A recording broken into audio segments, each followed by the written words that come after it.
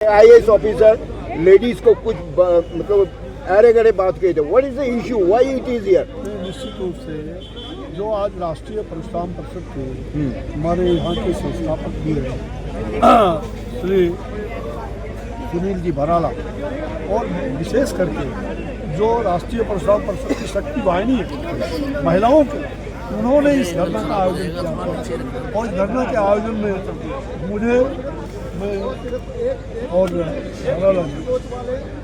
जो मैं केंद्रीय मंत्री रहा और सुनील कुमार चौबे के नाते मैं उनके समर्थन में आया। और निश्चित रूप से ये अत्यंत ही दुखद है, दर्दनाक है, पीड़ादायक है, जहाँ हमारे आदरणीय प्रधानमंत्री बिटिया बचाओ बिटिया पढ़ाओ की बात कर रहे हैं, वहाँ बिटिया का अपमान कर रहे हैं। यहाँ तक कि प्रधानमंत्री जी के माता के बारे में भी बिहार में किस प्रकार से अभद्र टिप्पणी की गई थी, गाली गलौज भी किए गए थे, जिसका परिणाम उनको समझ में आ गया। मुझे लगता है इस प्रकार से महिलाओं के बारे में, चाहे किसी जाति धर्म संप्रदाय का हो, महिलाओं के बारे में कोई भी टिप्पणी नहीं होना चाहिए। और इसमें मैं केंद्र सरकार से मेरा आग्रह है कि एक इस पर निश्चित रूप से इस विषय पर एक लोकसभा में एक विधेयक भी आना चाहिए कि कोई भी इस प्रकार का महिलाओं को किसी प्रकार का अपमानजनक टिप्पणी न करे, और जो आपसी एकता अखंडता को बरकरार रखने के लिए कोई द्वेषपूर्ण भाव से अगर करता है उसको निश्चित रूप से एक देशद्रोह के समान उसको समझा जाएगा, उस पर मुकदमा होगा। ये नियम भी है, ये कानून भी है। राष्ट्रीय एकात्मता और अखंडता को बरकरार रखना ये हमारा दायित्व है। तो ये पार्लियामेंट में कब होगा? कल होगा? कल होगा नहीं, ये तो सरकार लाएगी ना। इसके अंदर किया है वो बहुत गंभीर अपराध है, उसको लेकर के उसके विरुद्ध कठोर कार्रवाई की मांग को लेकर के, जेल के अंदर भेजने को लेकर के आज ये विराट प्रदर्शन किया गया। ये इसलिए किया गया विराट प्रदर्शन क्योंकि ये अमर्यादित भाषाओं का जो सिलसिला है ये एक सरकारी कर्मचारी तक आ चुका है और एक निर्भीक होकर के सरेआम और सार्वजनिक मंच से बोलने लगे हैं। तो जब तक ये पूरे देश का आज ब्राह्मण इस बात से आक्रोशित है, इस देश का सनातन हिंदू आक्रोशित है, इस देश का आज जो सनातनी है वो आक्रोशित है कि किस प्रकार से जो एक ब्राह्मण, जो एक सनातन और एक भगवान परशुराम जी के जो अनुयायी इस देश में है, उन पर एक कुठाराघात हो रहा है लगातार। इस मांग को लेकर के इस पर एक कठोर कानून भी बने, और जिस प्रकार से ये एक मांग भी है कि इसमें लोकसभा में इस बिल को ला करके जाति सूचक शब्द बोलने से पहले से ये कानून है कि जाति और भेदभाव और धर्म पर बोलने पर वैमनस्यता और उसके खिलाफ पंजीकृत होते हैं मामले। तो इन कानूनों का सख्ती से पालन कैसे हो और किस प्रकार से ये पूरी तरीके से आगे बढ़ाया जाए। अब इस देश का ब्राह्मण भी जो 10% ब्राह्मण है, उत्तर प्रदेश में 19% ब्राह्मण है, बिहार में 10% ब्राह्मण है, अब चुप नहीं बैठने वाला है। अब पूरी लड़ाई को पूरा सनातन उनके साथ, उस मामले में सनातन खड़ा हुआ है, पूरा हिंदू खड़ा हुआ है।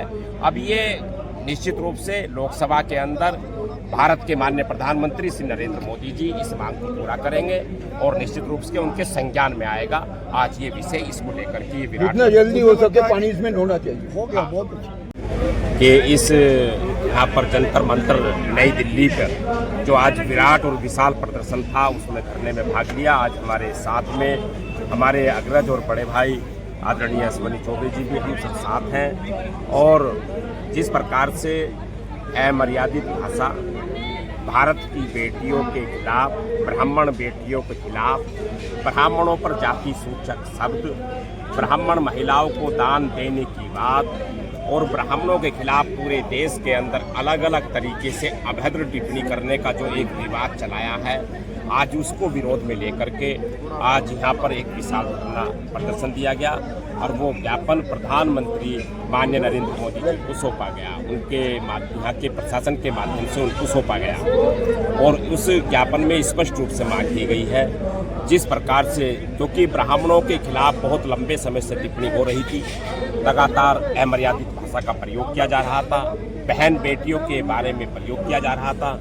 अब ये बात सार्वजनिक मंच पर सरकारी कर्मचारी वो एक आईएएस ऑफिसर जो फर्जी आईएएस बना, जिसने डीपीसी फर्जी तरीके से बनवाई, जिस पर खिलाफ मुकदमे पंजीकृत हुए, उसको लेकर के, उसके सस्पेंशन को लेकर के, उसको बर्खास्त करने को लेकर के, उसके पुराने मामलों की सबकी जांच को लेकर के, यूपीएससी और डीपीसी किस प्रकार से बनी उसकी जांच को के खिलाफ लड़ते हुए ऐसे हमारे केंद्रीय मंत्री भारत सरकार और 7 बार कार्यकारी राष्ट्रीय अध्यक्ष रहे ऐसे आदरणीय अजय जी, यहाँ के दिल्ली प्रदेश के अध्यक्ष आदरणीय रजनीश जी और सम्मानित मंच, यहाँ पर बैठे हुए सभी क्रांतिकारी हमारे साथी जो अन्याय के खिलाफ हमेशा लड़ते हैं, ऐसे सभी आंदोलनकारियों। आज आंदोलन किस बात को लेकर के है, आंदोलन में क्यों आज यहाँ जंतर मंतर दिल्ली पर इतनी विशाल संख्या में आना पड़ा, ये बात आप सब लोग जानते हैं और इसी गुस्से के साथ आप आए हैं। इस गुस्से को लेकर के, आपके गुस्से को लेकर के, इस गुस्से का समर्थन करने को लेकर के मैं भी आज जंतर मंतर पर 2016 के बाद यहां धरने पर आया हूं। साथियों, आप लोग सब बैठ जाओ नीचे, आप थोड़ी देर के लिए। जो केवल मीडिया कैमरे में खड़े रहेंगे, बाकी सब बैठो नीचे। आपको बैठना पड़ेगा, आपको शक्ति के साथ, और आप ऐसे मत ना बैठो जैसे आप बैठे हो भूखे पेट। आपके लिए, सबके लिए भोजन भी तैयार है, भट्टी भी चल रही है बराबर में, हजारों लोगों का भोजन तैयार हो रहा है, वो भी सबके लिए तैयार है। मार्च भी करेंगे अभी हम।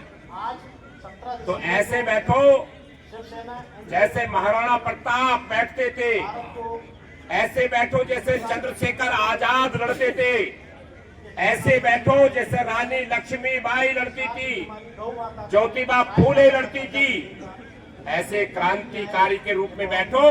ऐसे नर्वस मत बैठो, क्योंकि अभी संतोष वर्मा राक्षस रूपी का अभी अंत नहीं हुआ है। ऐसे अंत होने के बाद बैठो। तो आप ऐसे बैठे हो जैसे अभी उसका अंत हो गया हो। अंत करने का ऐसे एक संतोष वर्मा नहीं, संतोष वर्मा ने जिस प्रकार से भद्दी टिप्पणी की है, इस देश की बहन बेटियों के खिलाफ बोला है, और उसने ब्राह्मणों के खिलाफ बोला है, उसने ब्राह्मण बच्चियों के खिलाफ